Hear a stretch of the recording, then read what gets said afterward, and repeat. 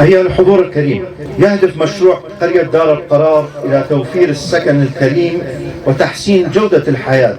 للأسر الفقيرة والمحتاجة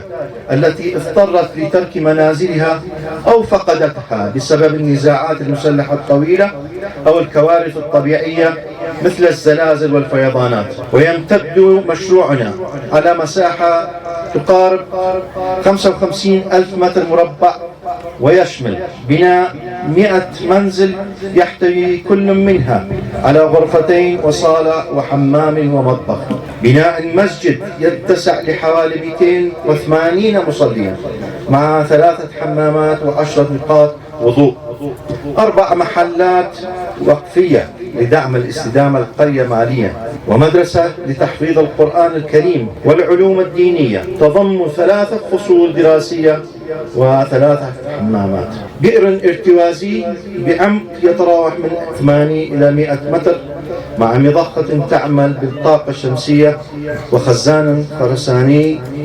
بسعة 14 متر مكعب، وشبكة مياه ستخدم جميع المنازل، حديقة ألعاب للأطفال طبعا مع تسوية وتشجير المساحات المفتوحة، وأيضا تسوية وتمهيد شوارع القرية. ينفذ المشروع هنا في منطقة الرباط بضواحي مدينة قارديس مركز ولاية باكثير من قبل الهلال الأحمر القطري، وبالشراكة مع مؤسسة الأفغان التعليمية والخيرية، وبالتعاون مع وزارة المهاجرين والعائدين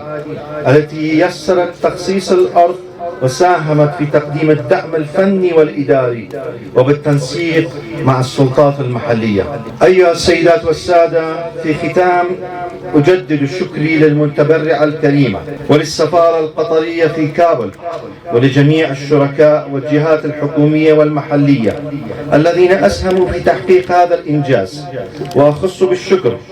معالي نائب رئيس الوزراء على تشريفه لنا اليوم، وما يعكس التزام القيادة الأفغانية بدعم المبادرات الإنسانية والتنموية. نسأل الله أن يبارك هذا العمل وأن يجعله في ميزان حسنات كل من ساهم في إنجاحه.